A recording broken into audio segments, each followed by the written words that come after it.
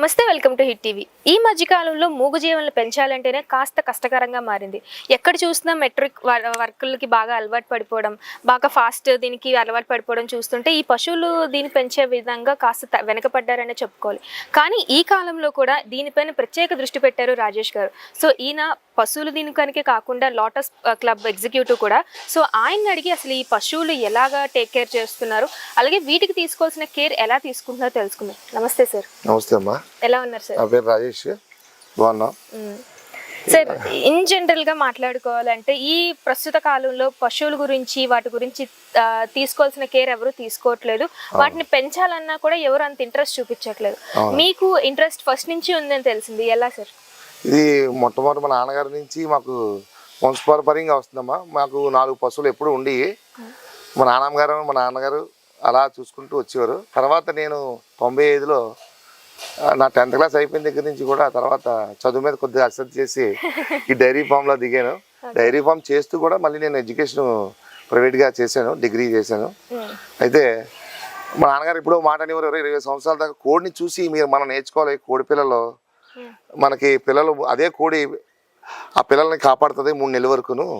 అదే కోడి 3 నెలల తర్వాత మీ బ్రతకండి అని చెప్పి దాన్ని పంపిస్తుంది అని చెప్పి ఎప్పుడూ మాట చెప్తూ ఉండేవారు. దాన్ని నేను ఎప్పుడు కూడా దాన్ని చాలా సీరియస్గా తీసుకొని 18 సంవత్సరాలు వచ్చిన తర్వాత నేను డైరీ ఫామ్ స్టార్ట్ చేయడం జరిగింది. నా వరకు నేను చెయ్యాలి, నా వరకు నేను బతకాలి అని నేను ఉద్దేశంతో ఈ డైరీ ఫామ్ స్టార్ట్ చేయడం. నాకు అలాగే మొదటి నుంచి చిన్నప్పటి నుంచి కూడా మాకు ఇంట్లో పశువులు ఉండడం వల్ల వాటి మీద చాలా ప్రేమాభిమానాలతో ఆవులు, కోళ్ళు, గొర్రెలు, మేకలు అవి కూడా ఉండేవి. మాకు అన్నీ పోషిస్తూ ఈవేళ ఈ స్థాయి వరకు ఇక్కడ వరకు వచ్చాం. 25 సంవత్సరాల దగ్గర 30 సంవత్సరాల దగ్గర అయిపోతుంది. 30 సంవత్సరాల నుంచే చూస్తున్నారు ఆవులన్నిటిని. సో ప్రత్యేకమైన అంటే ఒక్కొక్క ఆవు కొన్ని లీటర్లు పాలు ఇస్తుంది అంటారు, కొన్ని ఆవులు అంటే తక్కువ ఇస్తాయి కానీ వాళ్ళ పెంపకం తక్కువ అని చెప్పి అంటూ ఉంటారు. ఇలాంటి విషయంలోకి వచ్చేసరికి ఆవులు ఎన్ని రకాలు ఉంటాయి సార్? ఆవుల్లో ముఖ్యంగా మనకి ఒంగోలు, మన దేశవాళీ ఆవులు ఉన్నాయమ్మా. నాటావు ఒకటి, ఒంగోలు ఒకటి. ఒక్కొక్క ఆవు ఒక్కొక్క తీరులో ఉంటుంది. జెర్సీ క్రాస్లు ఉంటాయి, హెచ్ఎఫ్లు ఉంటాయి, మళ్ళీ గిరా ఉంది, గిర్లాండో. ఈ మధ్యకాలంలో గిర్లాండో ఒకటి ఇచ్చేసారు. అలాగే మరి ప్యూర్ హెచ్ఎఫ్ అయితే మన ఏరియాలో కొద్దిగా ఇబ్బంది పెడుతుంది. కొన్ని ఏరియాల్లో కొంతమంది బాగానే సక్సెస్ అయింది. డైరీ ఫారాల్లో ఎక్కువ పశువుల దగ్గర కొద్దిగా సక్సెస్ రేట్ కొద్దిగా తక్కువగా ఉంది. కానీ కొన్ని ఏరియాల్లో బాగానే సక్సెస్ చేసుకొస్తున్నారు హెచ్ఎఫ్లు కూడా. కానీ మిల్క్ రేట్ వచ్చేసరికి జెర్సీలకి హెచ్ఎఫ్లు కొద్దిగా ఎక్కువ ఇచ్చినప్పటికీ ఈ జెర్సీల దగ్గర కొద్దిగా వ్యాధి నిరోధక శక్తి ఎక్కువ ఉండడం వల్ల పాలు ఎక్కువ ఇస్తేనే వ్యాధి నిరోధక శక్తి కొద్దిగా వాటి మీద హెచ్ఎఫ్లతో కంపేర్ చేసుకుంటే జెర్సీ క్రాస్లు బాగా కొద్దిగా బాగుంటున్నాయమ్మా. బాగుంటున్నాయి. ఎక్కువ అంటే లాంగ్ టర్మ్ మన దగ్గర ఉంచడానికి అవుతుంది పోషణ. అందువల్ల నేను ఎప్పుడు హెచ్ఎఫ్లు 1-2 సార్లు తీసుకొని కొద్దిగా మనం దాని మీద కొద్దిగా ఫెయిల్ అయ్యాం. ఆ ఉద్దేశంతో జెర్సీ క్రాస్లు అలా తీసుకున్నాం అనమాట. జెర్సీ బ్రౌన్స్ అలా. సార్ ఇప్పుడు మన దగ్గర ఎన్ని రకాలు ఉన్నాయి? సో ఇటువైపు చూసుకుంటే ఇవన్నీ గేదెలమ్మా. ఇందులో ముర్రా, జాఫరాబాదీ క్రాస్ ఒకటి, అలాగే బన్నీ స్టైల్లో ఉంటుంది. ఇది అలా 2-3 రకాలు ఉన్నాయమ్మా. అంటే బన్నీ అంటే మన దగ్గర లేదు కానీ దాని తలక బ్రీడ్ అని చెప్పి అన్నారు. ఇది అంటే ముర్రాకి పుట్టింది అనమాట క్రాస్ ఈ గేది. ఈ 2 నెలలు బట్టి కొద్దిగా మనకి ఈ చలికాలం వచ్చిందంటే మాకు పచ్చగడ్డలు ఉండవు. ఈ 3 నెలలు టౌన్ అవడం వల్ల కొద్దిగా మేతలకి ఈ 2-3 నెలలు కొద్దిగా ప్రసలు కొద్దిగా పాడవుతాయి మా దగ్గర. దానివల్ల ఈ రకంగా జరుగుతుందమ్మా. ఇది మనకి చెప్పారనమాట. ఇది ముర్రా చిన్న క్రాస్ వస్తుంది అని చెప్పి. వీటి కాస్ట్ ఎంత ఉంటుంది సార్? ఒక్కొక్కటి ₹1,00,000 ఉంటుందమ్మా. ఒక్కొక్కటి ₹1,00,000, ₹1,20,000 దాని ఇంట్రెస్ట్ బట్టి. ఇది 8 లీటర్లు పాలు ఇచ్చిందమ్మా. దీనికి 8 లీటర్లు, పూటకి 8 లీటర్లు. పూటకి 8 లీటర్లు. ఎన్నిసార్లు తీస్తారు? ఇప్పుడు ఇది నేను కొని దగ్గర 4-5 ఈతలు తీసాం దీని దగ్గర నుంచి పాలు. ఇయర్లీ కూడా మనకు ఒక ఈతకు వస్తుందమ్మా. ఈయన 2 నెలలు 3 నెలలకి కట్టేస్తుంది. మళ్ళీ ఈయన తర్వాత అది కట్టిన తర్వాత ఒక 5-6 నెలలు పాలు ఇవ్వడం జరుగుతుంది. ఇవన్నీ ఇంచుమించుగా ఆ రకంగానే జరుగుతున్నాయమ్మా. ఇవన్నీ కంటిన్యూగా మన దగ్గర ఆ రకంగా నడుపుకొస్తున్నాం. సార్ దీనికి ఏంటి హెయిర్ ఎక్కువ ఉంది ఇటువైపు చూసుకుంటే? దీనికి ఇది ఒక్కొక్కటి అంటే మేపు తక్కువ, దాని మీద కూడా కొన్ని హెయిర్ చూడుతూ ఉన్నప్పుడు కొన్ని హెయిర్ వదులుతాయమ్మా. కొన్ని గేదెలు ఏంటంటే పాలు ఇస్తున్నప్పుడు చేసి హెయిర్ వస్తుంది అనమాట. మేత కొన్ని గేదెలకి ఏంటంటే ప్యూర్ ముర్రాట్లకి కొద్దిగా హెయిర్ తక్కువ ఉంటుంది. కొన్ని క్రాస్ కలిసిన వాటిల్లో హెయిర్ ఉంటుంది అనమాట. సరే, ఇప్పుడు జనరల్ గా ఆవుల్ని గేదెల్ని పెంచడం అంటే అంత ఈజీ కాదు. ప్రతి పూట మనం జాగ్రత్తలు తీసుకోవాలి, అవి ఎలాగ ఏముంటున్నాయో అవి చూసుకుంటూ ఉండాలి. ఇప్పుడు మీరు ఆల్రెడీ వేరే వర్క్ లో ఉన్నారు, దీనికి మళ్ళీ ప్రత్యేకమైన టైం కేటాయించి చేస్తున్నారు. ఉదయం నేను 5 గంటలకు వస్తాను ఇక్కడికి. నాకు ఆల్రెడీ కుర్రడు 4:30 కల్లా వస్తాడు. నేను 5 గంటలకు వచ్చి 7:30 8 గంటల వరకు వర్క్ చేస్తాను ఇక్కడ. మళ్ళీ నేను నా పనిలో దినచర్యలోకి వెళ్ళిపోతాను.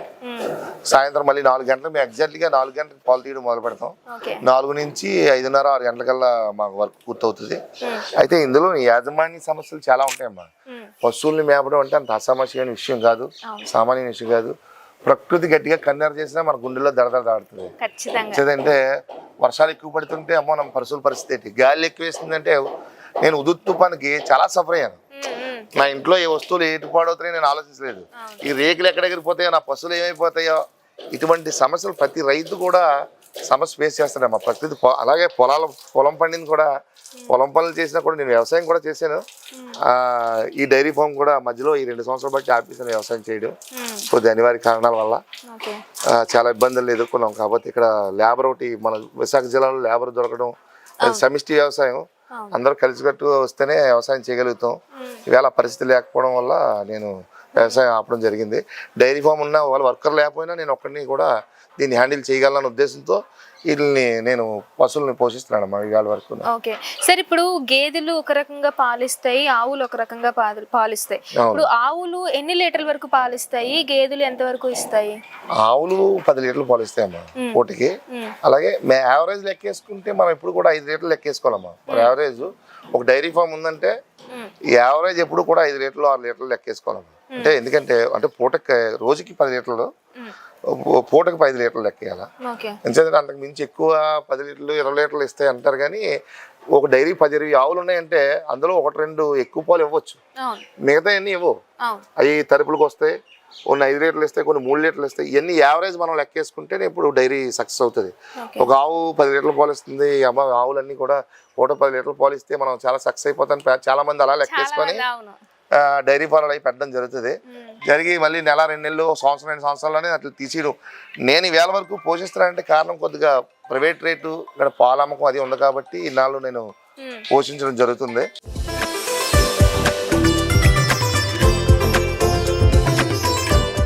సరే, ఇవి గేదెలు కదా, ఒక్కొక్క గేదె ఎంతకు పెట్టుకుంటారు? ఇది ఇంచుమించుగా 90,000 కొన్నామమ్మా.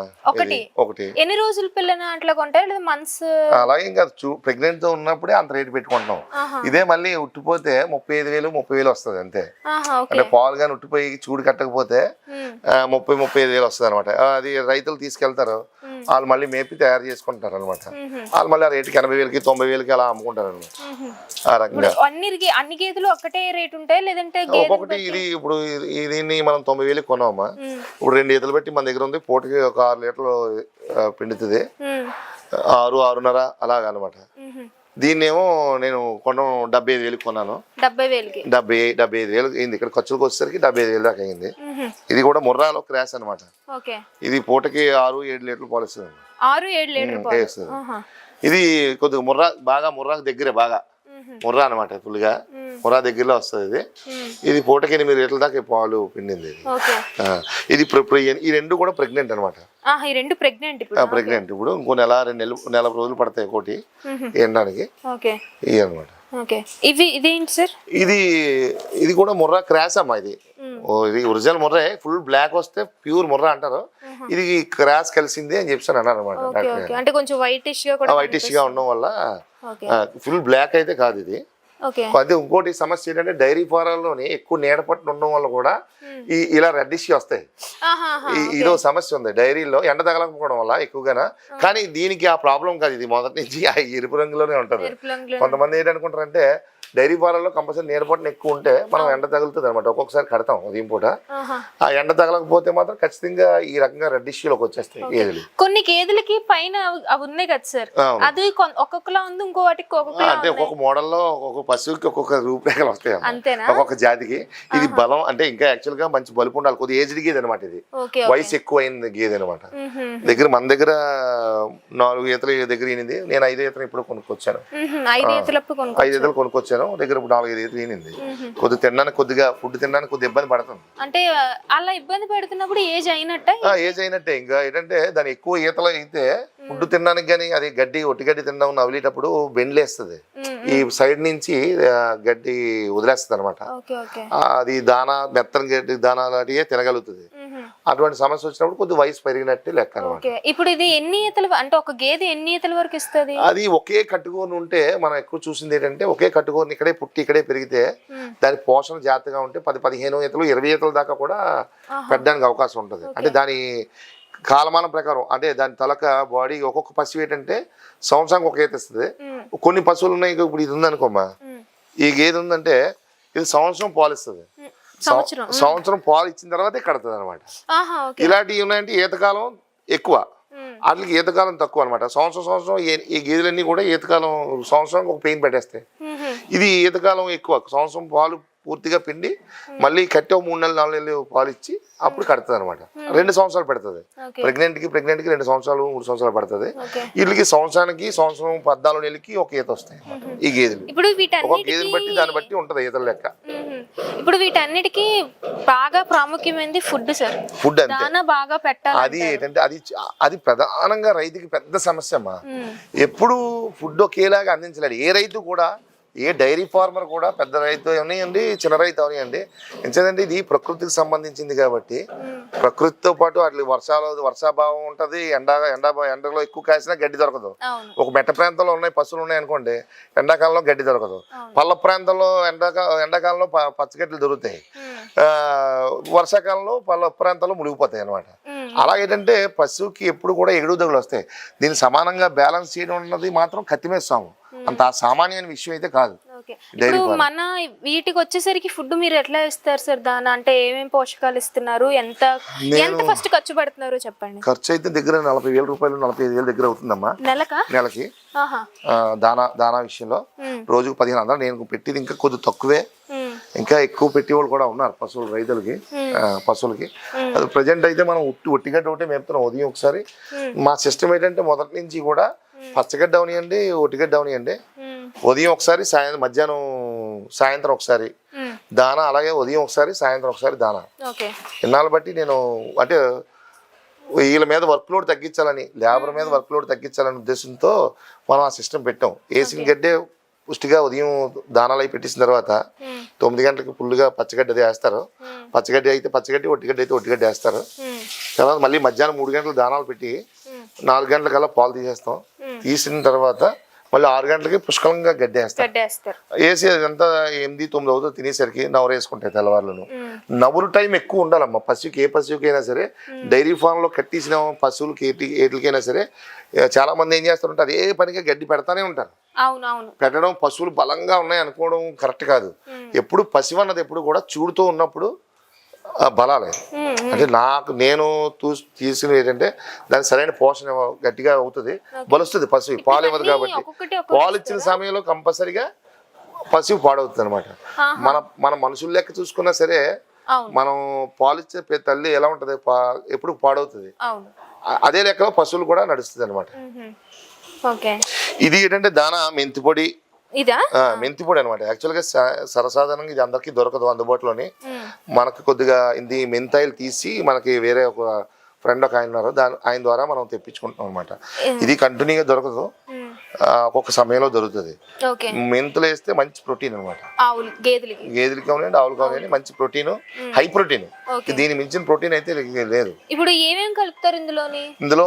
మెంతులు, చుట్టూ తౌడు ఫీడ్ చేస్తాం, అంటే కాస్ట్ కొద్ది తగ్గుతుంది ఉద్దేశంతో. ఇది లేని పక్షంలో మనం ఏం చేస్తాం అంటే మొక్కజొన్న, మినపొట్టు, గోధుమ పొట్టు, మళ్ళీ చుట్టూ తౌడు ఇవన్నీ మిక్స్ చేసి ఉప్పు ఇవన్నీ కలుపుకొని మనం చేస్తాం. మినరల్ మిక్చర్ కూడా కంపల్సరీగా రోజు తప్పిన రోజు మినరల్ మిక్చర్ కూడా ఇస్తాం. ఇది అక్కడ ఉందా మినరల్ మిక్చర్ ప్యాకెట్? ఫుడ్ వేరే దగ్గర ఉందమ్మా.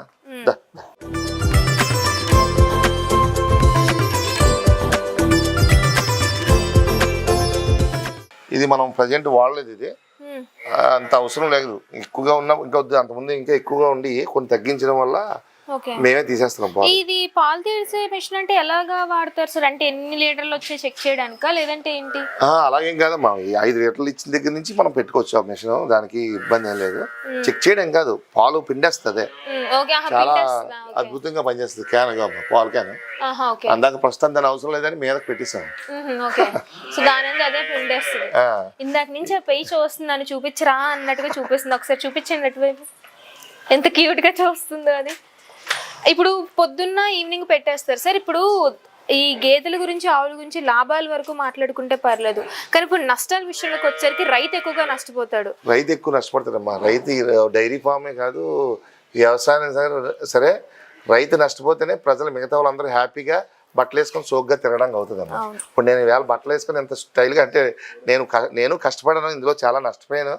ఇవన్నీ ఈ నష్టం తాలూకా డబ్బులే ప్రతి ఒక్కరు కూడా ఎంజాయ్ చేస్తారమ్మా. ఈవేళ సాఫ్ట్వేర్ అవని మిగతా రంగాల్లో అందరూ కూడా ఈవేళ ఫుడ్ అత్యంత చౌకగా వస్తుందంటే కారణం ఏంటంటే రైతు నష్టపోవడం వల్ల వస్తుందమ్మా. ఇది మొట్టమొదటి అంటే వ్యవసాయం అవనివ్వండి, ఏదైతే అవనివ్వండి, ఒక సంవత్సరం ఒక బస్తా పండిస్తున్నాడంటే రైతు ధాన్యం పండించడం అవనివ్వండి, డైరీ పాలు అవనివ్వండి, పాలు ఖర్చు వేళ మంచి లాభంలో రావాలంటే లీటర్ 100 రూపాయలు, ఆవు పాలు, గేదె పాలు 100 రూపాయలు, 150 రూపాయలు అమ్మాలమ్మా. అమ్మితే రైతుకి బెనిఫిట్ ఆ రోజు వస్తుంది. ఎన్ని సాధక బాధకులు ఉన్నాయంటే, ఇప్పుడు సడన్ గా పశువుకి ఒక మాస్టిస్ వస్తుంది, పొదుగువాపు వస్తుంది. పొదుగువాపు వస్తే ఇంకా అది ఎందుకు పనికిరాదు అనమాట, ఇంజక్షన్లు కూడా పనిచేయదు. ఇంకా అది ఆ పశువుని ₹1,00,000 కొన్న పశువుని కూడా ఎందుకు పనికిరాకుండా దాన్ని అమ్మేయడమే. ఇంకా అది మరి ఎటు వెళ్తుందో అన్నది కూడా తెలియదు మనకి, అది వేరే రకంగా వెళ్తుంది. మరి ఇప్పుడు ఇవన్నీ ఒకవేళ అలాంటి వ్యాధి అనేది వస్తే గనక, అంటే స్టార్టింగ్ లో ఏమైనా క్యూర్ చేసుకునే పద్ధతి ఏమైనా ఉంటుందండి? లేదంటే కొన్ని స్టార్టింగ్ లోనే మనం గుర్తిస్తామమ్మా. గుర్తించి కొన్ని ఏంటంటే ఇచ్చేస్తాం. స్టార్టింగ్ లో గుర్తించి అట్లకి ఇంజక్షన్లు ఉన్నాయండి. హోమియోపతి మెడిసిన్ కూడా కొంత వాడతాం, ఎక్కువ నేను హోమియోపతి వాడతాను. హోమియోపతి ద్వారా కూడా కొంచెం క్యూర్ అవడానికి అవకాశం ఉంది. ముందుగా గుర్తిస్తే మాత్రం హోమియోపతి వల్ల కంపల్సరీగా క్యూర్ అవుతుంది. ఆ తర్వాత తప్పదనుకుంటే కంపల్సరీ ఇంగ్లీష్ మెడిసిన్కి వెళ్ళాలి. వేళ పరిస్థితుల్లో ఇంగ్లీష్ మెడిసిన్ తప్పట్లేదు, సీరియస్ గా వెళ్తేనే కానీ పని అవ్వట్లేదు. ఓకే సార్, ఇప్పుడు చిన్న డౌట్, అంటే ఇప్పుడు అందరికీ మాక్సిమం ఇప్పుడు కదులుతున్న డౌట్ ఏంటంటే, ఆవుల్ని ఇంతకు ముందు చూసుకుంటే కషాయ వారికి ఇచ్చేసేవారు అని అంటున్నారు, కానీ ఇప్పుడు ఏంటంటే మిస్యూజ్ చేస్తున్నారు ఆవుని. అంటే తినే పద్ధతిలో తినే వాళ్ళు కొంతమంది ఉన్నా కూడా కొంతమంది మిస్యూజ్ చేస్తున్నారు, అది బతుకుండగానే చెప్పేస్తున్నారు అన్నట్టుగా మాట్లాడుతున్నారు. అయితే వాస్తవంగా ఏంటంటే పశువుల్ని అంటే చాలా మంది కొంతమంది చెప్తారమ్మా, పనికిరాని పశువుని రైతు ఎలా పోషించగలడు? దానికి నిజంగా పోషణ దానికి కూడా పోషించాలని ఉద్దేశం ఉంటే ఎవరైనా సరే స్వచ్ఛంద సంస్థలు ఎలా ఉన్నాయి అలాంటి స్వచ్ఛంద సంస్థలు వచ్చి అలాంటి దగ్గర పంపించి రైతు దగ్గర కొని పట్టుకొని వెళ్ళి వాళ్ళు దాన్ని ఇవ్వాలి, పోషించాలి. అంత నిజంగా ప్రేమ ఉంటేనే. వీళ్ళందరూ ఒడ్డుని కూర్చొని టీవీల్లో అట్లలోని చాలా చక్కగా చెప్తారమ్మా. ఏంటంటే రైతు పశువు అమ్మపోతే, ఇప్పుడు నేను ఉన్నాను, నాకు పనికిరాని పశువు మొన్న నాకు 2 గేదెలు అమ్మేశానమ్మా. మరి ఎక్కడికెళ్ళో తెలియదు, మ్యాస్టిస్ వచ్చాయి 2 కూడా. ఒకటి 1,20,000 కొన్నాను, ఒకటి 80,000, 2 అట్ ఏ టైం వరుసగా వచ్చాయి. ఒక ఆవుకి 2 గేదెలకి వరుసగా ఒకేసారి వచ్చాయి. ఆ 2 గేదెలు ఎందుకు పనికిరాలేదు? ఇప్పుడు అది అంటూ వ్యాధి టైప్ లోనా సార్? అది మరి ఒక్కొక్కసారి అలా వస్తుందమ్మా. డైరీ ఫారాల్లో ఉన్న సమస్య ఏంటంటే, నేను ఆ సమస్యని చాలాసార్లు 4-5 సార్లు ఫేస్ చేశాను.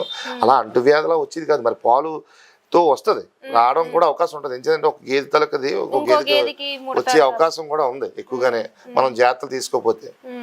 అంటే ఇందులో మ్యాస్టిస్ లో 4-5 రకాలు ఉన్నాయమ్మా, దాన్ని బట్టి కూడా ఈ సమస్య ఉంటది. ఇప్పుడు అలాంటప్పుడు పాలు తీసేటప్పుడు రైతు జాగ్రత్త, అంటే ఒక పాలు తీసినట్టు చేతులు కడుక్కోవాలి. ఎంత జాగ్రత్తగా తీసినా పాలు తీసేటప్పుడు కదమ్మా, చూడుతో ఉన్నప్పుడు కూడా కొన్ని మ్యాస్టిస్ వచ్చేస్తాయి.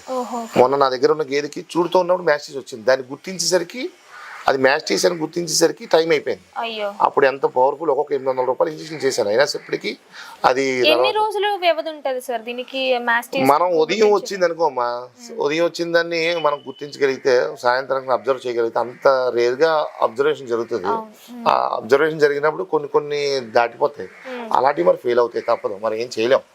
అప్పుడు ఎలాంటి మెడిసిన్ వాడినా సరే, చాలా కాస్ట్లీ మెడిసిన్ వాడాను నేను, అయినప్పటికీ అవి తగ్గలేదు. మరి ఆ పశువుని ఈనిన తర్వాత లీటర్న్నర ఇచ్చేది పాలు, దాన్ని మనం పోషించలేకపోయాం. ఓకే సార్, ఇప్పుడు కొన్ని కొన్ని న్యూస్లో ఏమొస్తుంది అంటే, ఫారిన్ కంట్రీస్లో వీటికి నాన్ వెజ్ పెడుతున్నారు, ఆవులకి ఎక్కువగా పెడుతున్నారు. ప్రధానంగా వాళ్ళు ఇచ్చే పాలల్లో ఏంటంటే ఉత్పత్తి ఎక్కువగా ఉంటుంది, అలాగే తాగే వాళ్ళు కూడా శక్తి ఎక్కువ వస్తుంది అని చెప్పేసి. కొన్ని అది ఫేకా నిజమా అని పక్కన పెడితే కనుక, అది నిజంగా అది తింటాయంటారా ఆ విషయం? పశువుకి ఏందమ్మా ఈ మరి పశువులు అని అన్నారు, అవి ఏం పెడితే అవి తింటాయి, తినేస్తాయి. వాటికి ఏం తెలిసి ఆకలేసి మనమైనా సరే లోపల కూర్చోబెట్టి ఒక దగ్గర ఒక గదిలో పెట్టి బంధించి ఏది పెడితే అది పెడితే కంపల్సరీ తింటాం, చేస్తామేంటి, ఏదో తినాలి, బ్రతకాలి కాబట్టి. అంటే వాటికి ఏది తినాలో ఏది తినకూడదో తెలియదు. పశువులకి కంపల్సరీ ఆకలేస్తే ఏదో ఒకటి తిని బతకడానికి ప్రయత్నం చేస్తాయి, దీన్ని ఇంప్రూవ్ చేసుకోవడానికి ప్రయత్నం చేస్తాయి.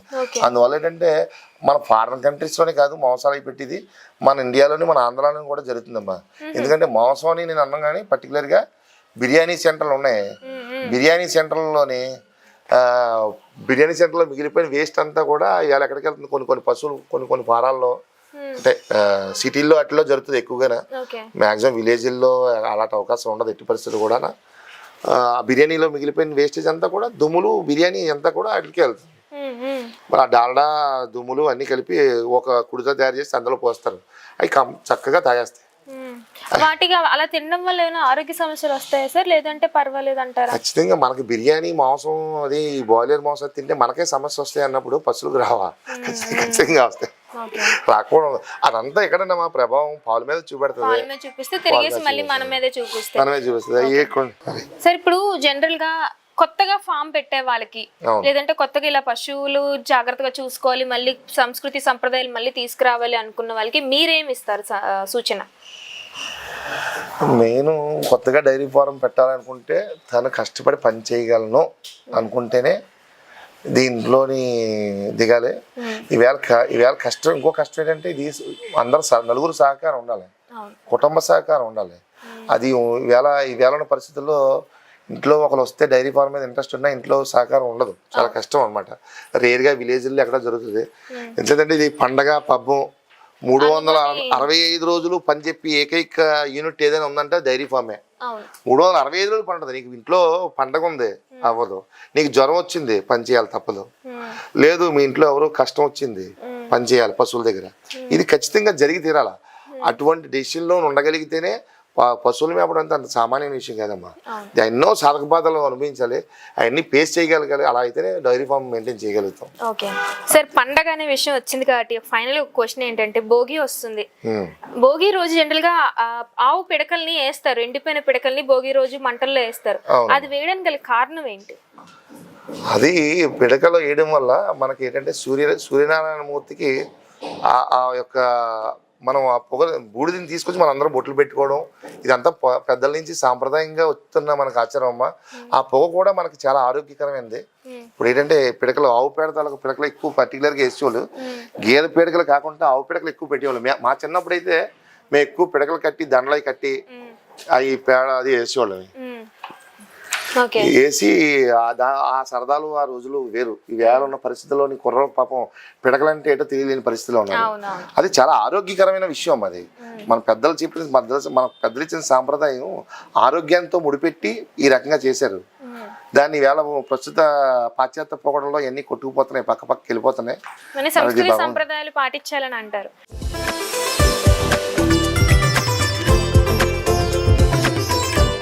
సార్, ఇది గేదెలు మనకి జనరల్ గా ఆవులు కానీ గేదెలు కానీ ఒక్కసారి వయసు అయిపోయిన తర్వాత మీకు ఇందాక అడిగినట్టు కసాయిదారుల దగ్గరికి వెళ్తుంది అంటారు. ఈ మీట్ విషయంలోకి వచ్చేసరికి అసలు ఏం జరుగుతుంది అనుకుంటున్నారు? ఇది అంతా చాలా పెద్ద, మరి పర్మిషన్ ఇచ్చే తెలియాలమ్మా, ఇది చాలా పెద్ద ప్రాసెస్ జరుగుతుంది. ఇది నాకు తెలిసింది ఏంటంటే హైదరాబాద్లో పెద్ద పెద్ద సిటీల్లోని పెద్ద ఫ్యాక్టరీలు ఉన్నాయట. వీటిని ఏంటంటే ఏ రకంగా ప్రాసెస్ చేస్తారంటే బ్రతికుండగానే దాన్ని తీసుకెళ్ళి 350 డిగ్రీలు హాట్ వాటర్ దాని మీద పోసి చాలా చాలా అన్యాయంగా ఇచ్చేస్తారు. దాన్ని మాత్రం కొద్దిగా బాధాకరమైన విషయం. దాన్ని బతికుండగానే దాన్ని అలా స్కిన్ తీసి చర్మం ఉల్చేస్తారట.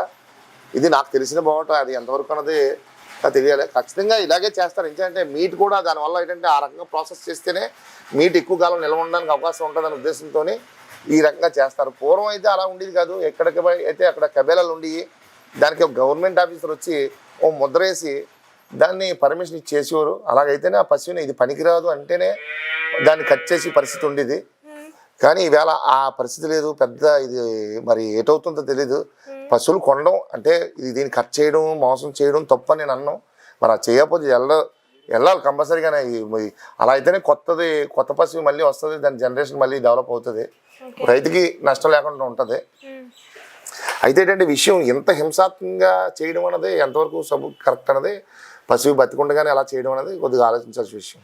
అదే పేగుల పొట్టు మళ్ళీ దాన్ని హీట్ చేసి పౌడర్ చేసి కోళ్ళ ఫారాలకు మేతలుగా వస్తున్నాయి. ఆ పేగులు లోపల పశువు తాలూకా పొట్టు ఏది కూడా వేస్టేజ్ లేకుండా ఉన్నదమ్మా ఇవాళ. ఆ లోపల ఉన్న పేగులు అంతా కూడా ఒక వేరే దాంట్లోకి వెళ్తుంది, బ్లడ్ అంతా సపరేట్ అయిపోతుందట, మాంసం అంతా కూడా ఈ ప్యాకింగ్ అవుతుంది, స్కిన్ అంతా వేరేగా తీస్తారు. ఈ స్కిన్ తీయడం అన్న ప్రాసెస్ ఉందంటే అది కేవలం బతికుంటుండగానే దాన్ని అలా చేయడం అనేది చాలా దారుణం. పూర్వం అయితే కబేలాలలోని దాన్ని చంపేసేవారు, చంపేసి దాన్ని ఇష్టం వచ్చినట్టు ఎలా అయితే అలా చేసేవారట. అది కానీ ఈవేళ పరిస్థితులు చాలా దారుణంగా తయారయ్యాయి.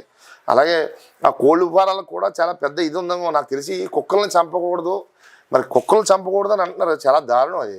కుక్కలను ఎక్కువైనప్పుడు ఏదైనా పూర్వం మన సనాతన ధర్మం చెప్తుంది, ఏంటి చెప్తుంది, మనం వేట పశువులు కానీ క్రూరమృగాలు ఎక్కువై మన మీదకి వస్తుంటే దాడి చేయడం, వాటిని ఓ రాజుగా వెళ్ళి దాన్ని చంపి తగ్గించుకొచ్చేవారు, ప్రజలను కాపాడేవారు. అలా ఊళ్ళో కుక్కలు ఎక్కువైపోతే దాంట్లో ఆపరేషన్ చేయించడం, దాన్ని 10 సంవత్సరాలు 20 సంవత్సరాలు ప్రాసెస్ చేయడం, దాని మీద కొంత ఫండ్ తయారు చేయడం జరుగుతుంది. ఇది దాని మీద కొంత డబ్బులు కేటాయిస్తున్నారు. ఎందుకు చేయాలి అలాగా? ఈ కుక్కలు మనకి డెవలప్మెంట్ అవ్వట్లేదా ఏంటి నాకు అర్థం అవ్వట్లేదు. ఇది కూడా పెద్ద మాఫియా అని నేను అనుకుంటున్నాను. ఎందుకంటే ప్రతి విలేజ్లోనూ ప్రతి రైతు కూడా నాటుకోళ్ళు పెంచుకునేవాడు. మా దగ్గర ఒక 50 కోళ్ళు ఉండి అమ్మ. కుక్కలు ఎన్నోసార్లు కుక్కలు రక్షణ చేయలేకపోయాం. ఓ 10-15 కుక్కలు వచ్చి ఒకేసారి 15 కోళ్ళు 20 కోళ్ళు చంపేసి తినేసి అలా 2-3 సార్లు జరిగేసరికి మాకు కోళ్ళ మీద ఎరక్ట్ పుట్టింది. అలాగే విలేజ్లో కూడా నాటుకోళ్ళు చాలా మట్టుకు అవన్నీ కూడా ఫ్రీగా తిరిగి పరిస్థితి లేకుండా చేస్తారు ఈవేళ. అలాగే మాకు ఆవు పేలు గేదె పేలు ఉన్నాయంటే ఎన్నిసార్లు కుక్కలన్నీ కూడా వచ్చి రాత్రుల్లో వచ్చి చంపేసి వెళ్ళిపోతే రైతు ఈ రకంగా నష్టపోతున్నాడు, చాలా అన్యాయంగా నష్టపోతున్నాడు అమ్మా. కుక్కలు ఎక్కువైనప్పుడు తగ్గించండి. అలాగే మనుషులనే చంపేస్తున్నా సరే ప్రజలు గవర్నమెంట్ ఎందుకు పట్టించుకోవట్లేదో నాకైతే అర్థం అవ్వట్లేదు. కేవలం నేను అనుకోవడం అయితే నా వ్యక్తిగత అభిప్రాయం అయితే మాత్రం ఇది కోళ్ళ ఫారాలు పెద్ద పెద్ద ఫారాల తలక ఇంట్రడక్షన్ ఏదో ఉంటుంది బహుశా. ఎంచేదంటే నాటుకోళ్ళు అందరూ ఎక్కడ మొత్తం లేకుండా పోతే ఫారం కోళ్ళు బాయిలర్ కోళ్ళే కదా మనం తినాలి. దీని మీద అది ఈ రకంగా జరుగుతుందని నేను అనుకుంటున్నానమ్మా. సో దీనిపైన గవర్నమెంట్ యాక్షన్ తీసుకుంటుందని అనుకుంటున్నాము. Thank you sir. Thank you అమ్మా. థ్యాంక్ యూ అమ్మా.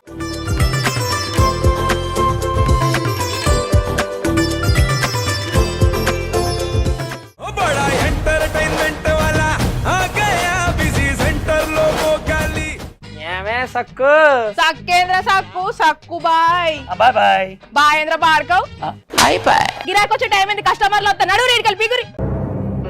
కస్టమర్లు వస్తున్నారు కదా, మాత్రం పొగరు ఉంటది మరి. తగ్గించేద్దాం పొగర్ని. డబ్బులు కట్టేస్తామేంటి కొంప తీసి? లేదు, కస్టమర్లు ఆపేద్దాం. పదా మరి మన బిజినెస్ స్టార్ట్ చేద్దాం.